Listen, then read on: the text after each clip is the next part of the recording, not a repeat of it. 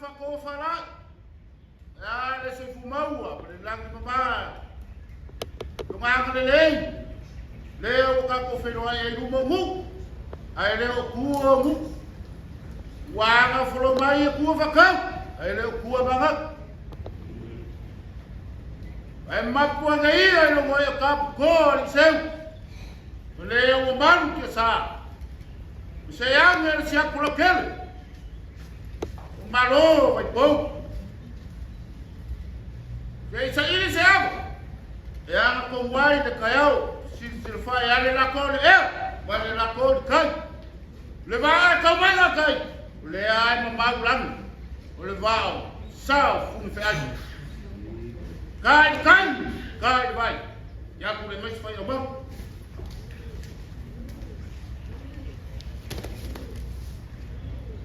Abia mai. Yang miska no fa makulo. Juma.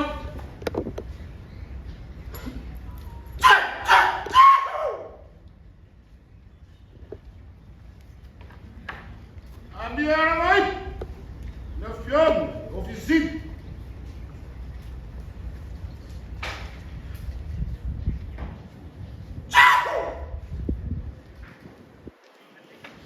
Ya, kapal ka kalalung. Ila futa yang kumai kayau.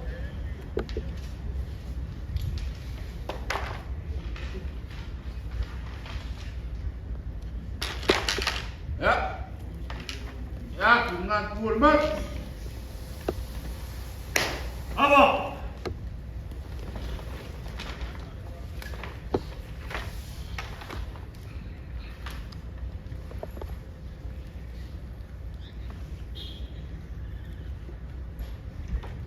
Ya kau ma fa pe fa pala mi pe fa sambo wa ni man ma ka ku ma do ye fa sambo ya we do si fa pala ya ko me fa ngo fi ma va vi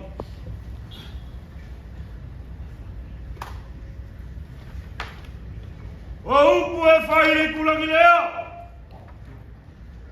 ia la fa ngo ma u ele sa u sa fe le le mang ma yu fi pa pe ma se no mo ri ka ya mo las. Wafuli fael, malau, malangala bang, fausu. Alele wakau ka bang, ku papa walele wafali ai ngafo ku au. Eu kale soi wa fael, wala ko kale fale wala kinga wala ku galu sanganga. Wala ka malgafa. Puisa mau makangi malolawa ang kau kailua. Ai mo mo payal ku ka fai ko payal kala kala mayu ku malama. Kapui vai a capo, ku por ka ku ga ai, por ma ku mo ma ku ba ya wal fasil. Aisha. Ala la wala ni ala ko, ko fi sama pe ala kala ya kuwa. Wa ka ko la ka la fasa wa ka fa mangi ko la ka le ya. Pe ya mo ya ko ma ka yo fiki ma ko lo malu ku ko wal kamo sa mo malu. Alu lesu agora vai querer o mal, é fama fora le ula toka ka. Sabe que vai fama ngua ku agau ale o kali le ku faliani le aso ngei. Le ulu se vai ino. Uai la ko le e ma le fa ber kai. Eu ko kala o le ni kayo. Aga ni kayo, ya fiera ni ska. Ai ko mai kayo visiri. Pemalu ngafu ako, kala lumo pemalu. Alele mai ka pema le mbanga matosala wale. Lufi kaya gai. Ya wai ko kala le avo le wa fa musoloi. Mas sa ko na panga. Ale ulu kaya o le aso gai. Pema la li mo le ngafu ka sai no mawai ako kamari kulau. E ako leo kamari. Kulau la va ka kas no me le mai sa waki sa pui ma ka se le ba kulau waki kulau. Kulau la va ka lua fa me le ama mai aku sa pui ma ka se le if ma ka ko le kulau. Kulau la va ka ka fa me le ama mai le ve sa fo ko kimu ma uma. Ua ako le ka ya mo le asar ngai. Kulau la va ka fa me le ama mai ya sa pui ma ka se la kai se la kulau. Kulau la wa kalima fa mai sai moko salaya. Sa lo fi sai kuku mo fale bolo ko finga. Ai o kau kala ya wa yo. E pongi sa le aso ngai ele uma ma failo. Se ngai ala se ka malu. Se ni wala malu. Se i failo le fa lo mo luma mo fa mo solo i luma. Ya. O ia le fai malanga. Fio la fianga. Prestene, o le fai le kusi au. Au malofa kas.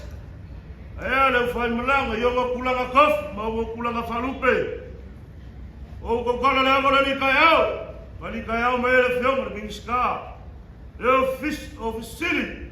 Aya le kalanga ko yo ngo kulanga kof, ma ngo kulanga falupe. Male malo samo o poko poko. Ya ole afa ye pule wa o lava makoi. Ula sama.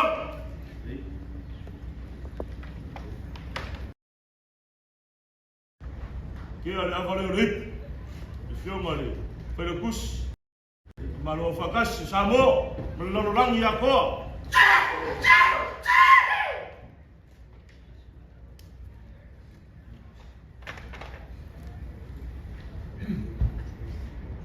Ya. Baile, ngasih lo lip, sui pelukus.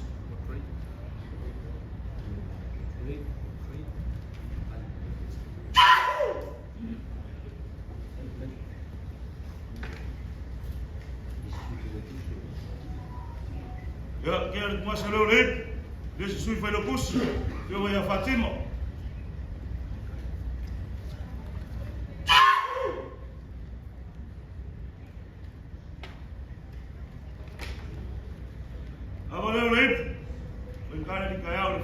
Stop.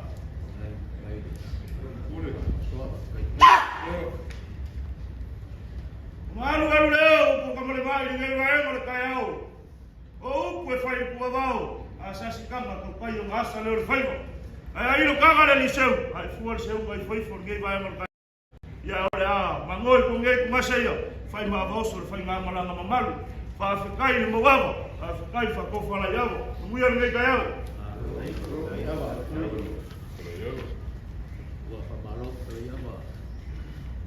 Mai mari kaya lingu kaya ko aku pa sa ina sa ulo kaya lingu lua vale que mai ka ko maro pa dia aku dia kalanga le que mai ni ska silo ulengo pa luego pa ulo mo subang ya que gol pa bueno vai fa for ka ko maro pelea ya mo pungua ya na singa si kongea si yung mayay di kulias kalanga ulia taku moka ya maku koe whapai koe lea isa laku whanuyang kau kongi i mangatu ke masangi kai au whapengei iai kolu mako ngonga ya ua loa loko ko'o ia sa moe le kau whaino pelea ya leanga le kuri ka moe kaimi o kako malo wa wha moe moe ngongi asu au meru whakukua keu iai whakau Malo, kay tulay, ya.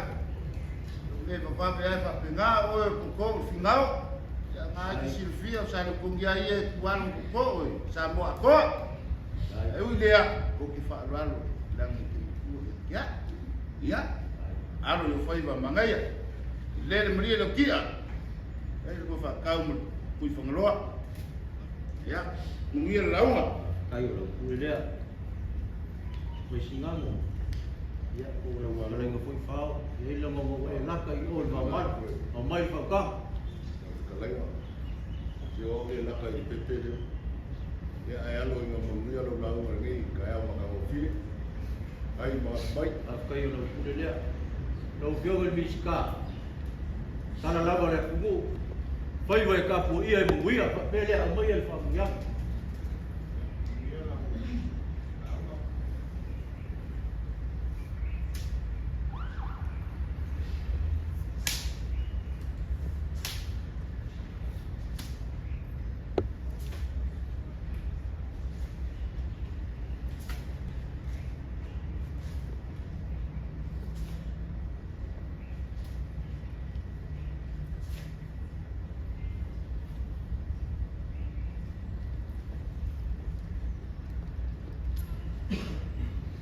o lele o mau kule vai a vea Mane lau ki le kukea e peo le upu e whai kui a kua vi moko. A wale si maloa ma le whakau pa ia. Lele lau o kasi kau.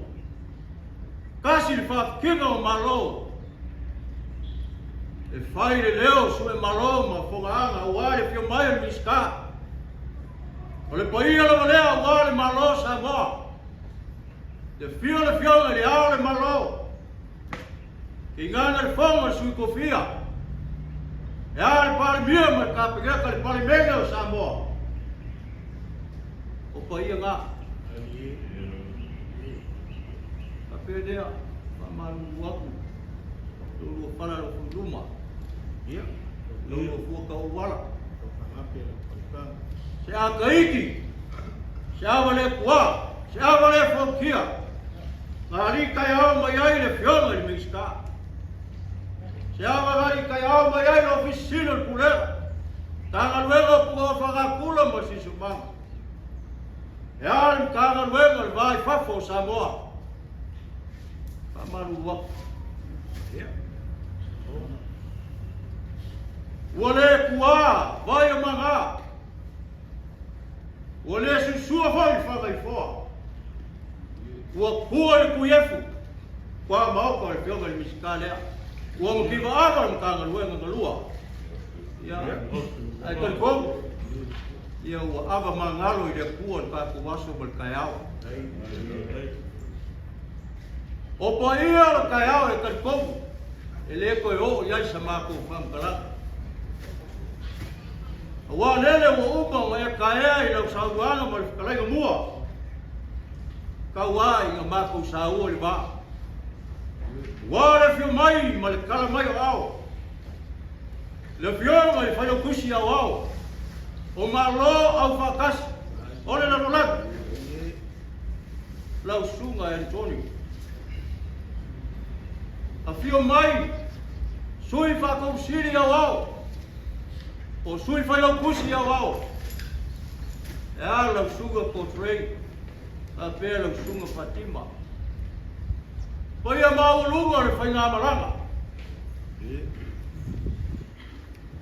Lele ua whasangai se ka ura. Kia mai o whiola i mis kao puka o whangakula ma sisu manga.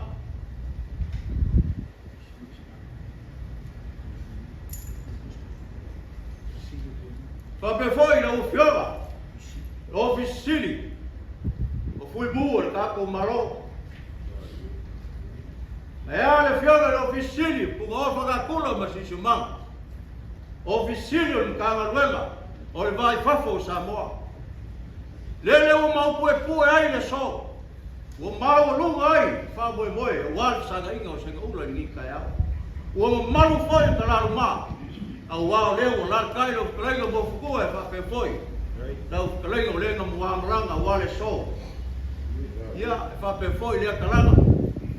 La luma le liwapo para pulgei ala kwao lewa saula mama au manga kuku ia ki gange le kausala o Samoa o pa ia o tae le ko o ia sa maku ka wa pa ia mai lava le mabau ia se o ai le kua fa kai i lo wa lofa ma lo wanga le wa e ui se ko fa le lapo a se fa ku ka fa o se foi ai fai tau e kofele au wau. Peanga le au no fio mai mako. Onga linga o le kua i au onga o lo koi whasolo i le ngu le a whianga. Wasi go ngu mangu. Mo Samoa mo a kai au. Ani o kai au. E iei o mako katumu. Se mo kai au lasi Samoa. O le au awha e keu mau ngai, keu ngei. E keu e pule mo kumua. E keu foi e sua ma le vai kumua. Pa pelea. E koe o se mako kala i kai au ngau ngingi. Ngā le pau ari ngei. O le kai au siri li whaida aunga. Le kai au ngei ke uwha whasai si aula. Lele o kau mai le leile i wā ipo le ua ni o lau whakasi ala sa kukua. I o kako whakaiai mauso foi ala kau ni. Kako fisiri whai. Manga whakau sui fua e peo tala i alipoku pa kia i ara kua. e mo lunga le vi ngole ku kai ole so si kai mi onga ka ngo fa le le fiona le miska awale so mo fa mo moi al ma ko kar ku nga ia le ka ko walo le ava ka ko walo le po o ava na mamala o ava na le anga a o so ma lie ma ngalo le lofa ma le anga le si kai mi o ama le fua ka ape fideli ka liu lau ko ma foi fo le fiona au kuskusi a waole pa la po ko le UN pa pe foi pa ia le amoranga ia kui au anga le leo le pa ka u sa le ku ingo ma fio aga e pa pega ku lo garu ai pungo wai wale mungui o le rolan ka po ingo lo ku si ku le anga le leo le ku ali leo vai o singa ku le ku e malu lagi mai nga le fiona le lagi mai nga fa ko sili pe un ka ku ma foka ni ya pa pe foi pa ka nga luengo vai pa ko ka ku malo mau so fu la le pa le pon ngai mau so ma ku la le ka ko wal abo le o mai vai asu muri abo le lofa ma le anga le ku pa kai wi o ka was Malo fa tai kalai ku malo ta to le fai lo fu ma ba fu ta un bo le pa ia o fa nga malo sabo mai se yo le tula ma kalu na si na mi rute se yo di wan le na fa nga so atau ya ona o atu le o se isi ma to pa tala abale mai ya le wa mana nga lue o la lu fina ngalu ai pu wa ka ku le kai ya na se lua ni ku tal fa tau foi fa lo lu ngale wa dia ber malu kelai ya anu ngam dia lo lang dia kau film mak ku fa sama ni sik fangau yang orang mengapa ni fangau mai lu ringan fu mai ngai ya ku kau dia le mai orang wau si sing dia mau dia lo lang boleh mau dia lo dia kalau gua ngai mau dia pasti ya dai lo menanti lo tama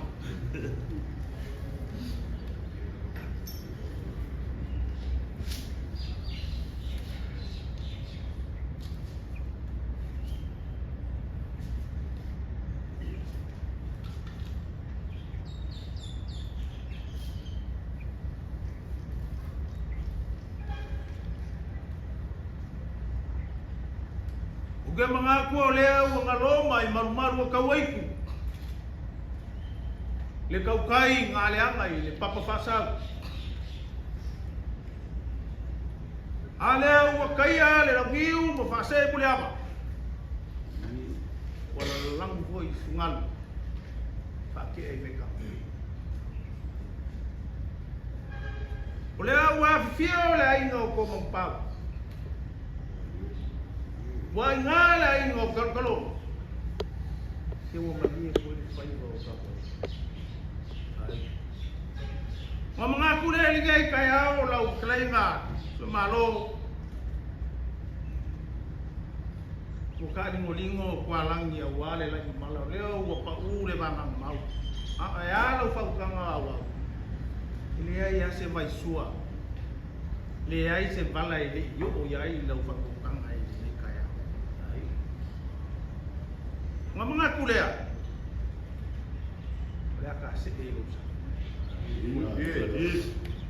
ang pawa lea la nga fa ka nga ya so ele mga ku asubo le si fale ko nga lo fa lo le wa maki e le flo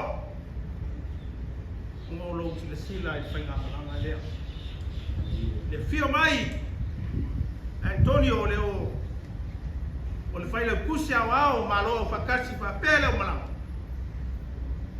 mango mako fa pele fa kai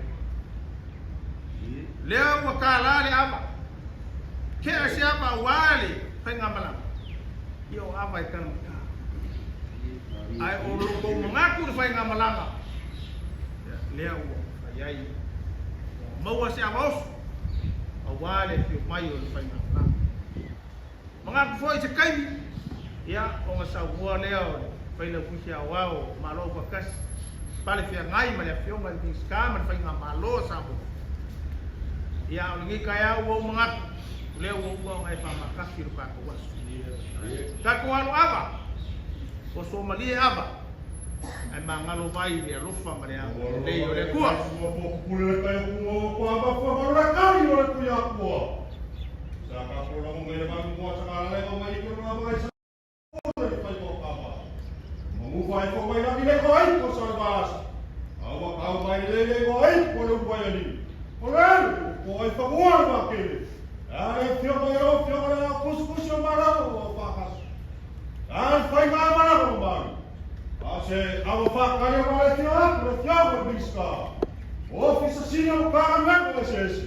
O lele koe waka koe na kongu na ua. Le aka kongu na ua na kaka kaka te si whai. O lele waka kofa ki koe e le vai mararo. Ama vai vai le muka na o tera. E kuka na ua. O uka na kuka na kuka na kaka kua. Ua!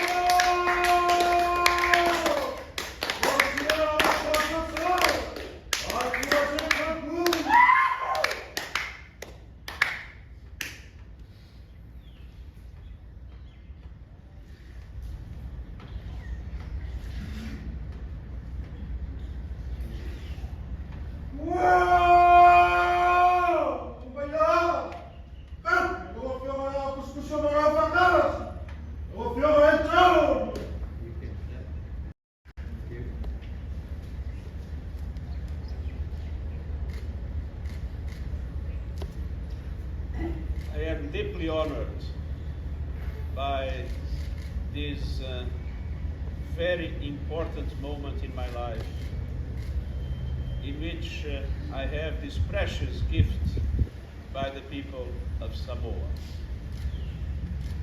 Drinking this precious liquid is to pay tribute to the history, to the culture, to the tradition of the people of Samoa. The people of Samoa, together with all the other Polynesian peoples that traveled all across the Pacific in their canoes and are today the guardians of the most precious thing that the gods have given us, the Pacific. And I know that the Pacific in your hands is in good hands, and I know that you preserve it for the well-being of humankind. Thank you very much for this wonderful honor, and I will never forget this moment.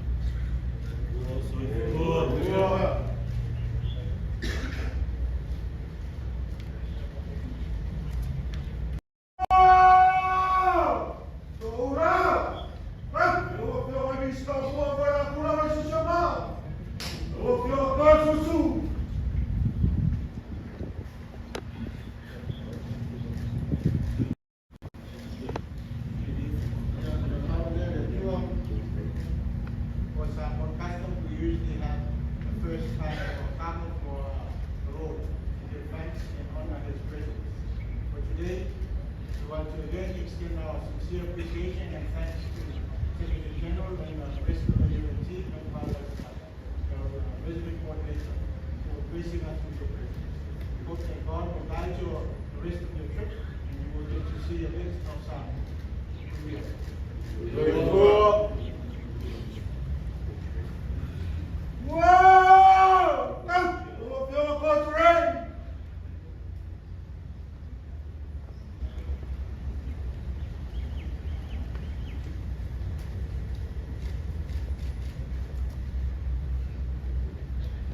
receive this cup with thanks and drink this kava in a spirit of friendship and of cooperation.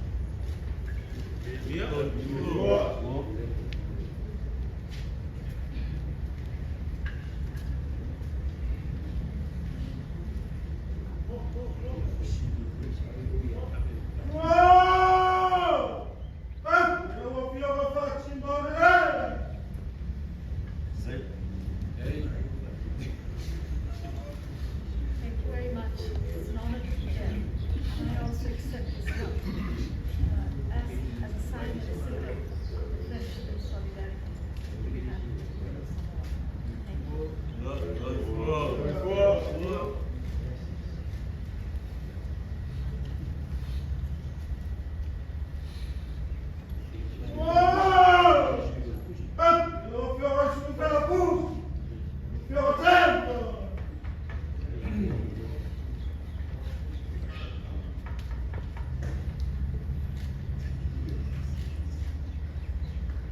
ava le autua manuea.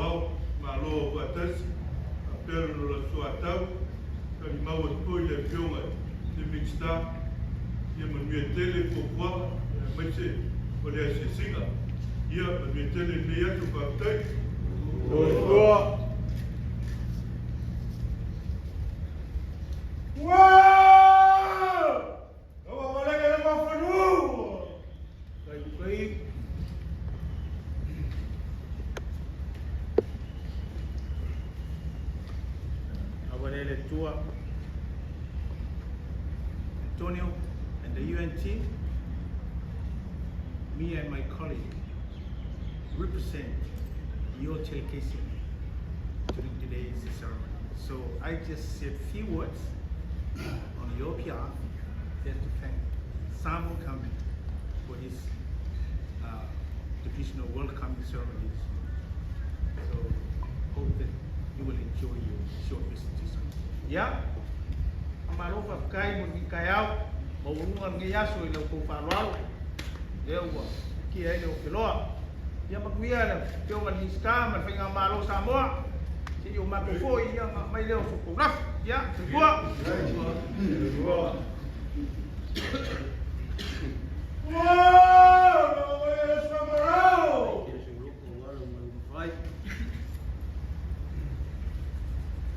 Ya, boleh. Avalele tua, Antonio, Pastai, Tai mo ya filmai mo talamoyo au, maulungai fa por mo le so, ya. Akiring kupe wal maro mla kinga o Samoa, ko puri o pigo e pasa mo i polisi vai ngai na kapunga, ngelo ngo el mista pa pe foio pisirima. Ako pinga malo, rekua. Porque eu fui oficina vai para.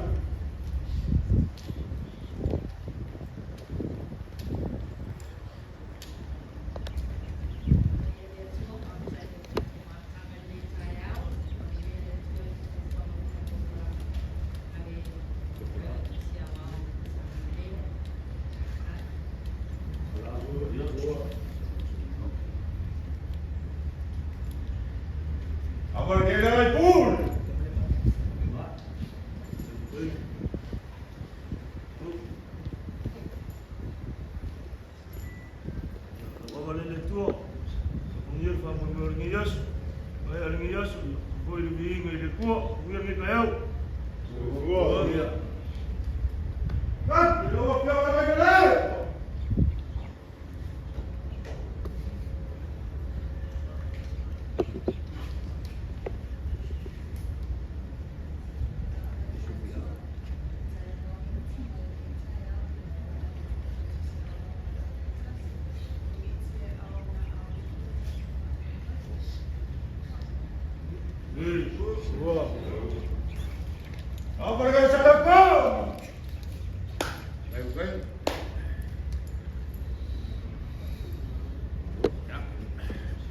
It is the little drop for God. It is the day the Lord has made. We believe it is the best opportunity for your honor. We look our culture and learn something from this era. So I hope you have enjoyed in some. Nuia muito. Eu sou oficina do mga foreign affairs.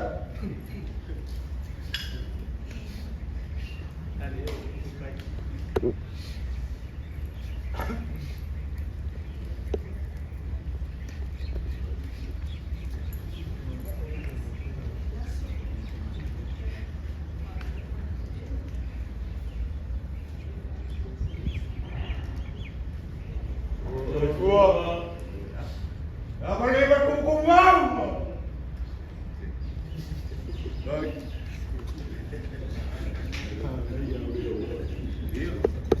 Ya, mau yang ni kaya makan ofil. Wow! Oh, kalau mau kibar kau pasal maku. Masa bayar naman. Kalau Fiona ofisa silang kawan mga.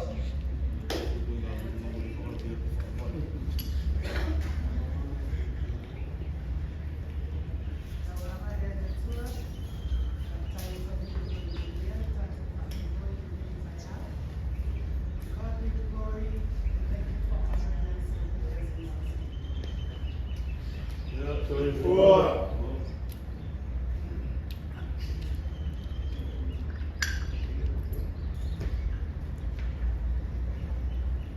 Ya, mga kulay umupo malikat. Kurang ako iwanan ko, mula ang kau kiulaw, kau kiipo-ipo, kau mapun ako aba, yang nakal pa yung maramo. Kaya kung ka po ingal pa po maro, ilya yawa. May ka po ang kong kayaw, kay mo nga luweng, ang mga marikaw sara. Ya, pamungyakin nila kuwa. Well, that's the end of our formal our ceremony. And we're free to vote now. We have a lot of big program for today. And as mentioned by the orator for the site,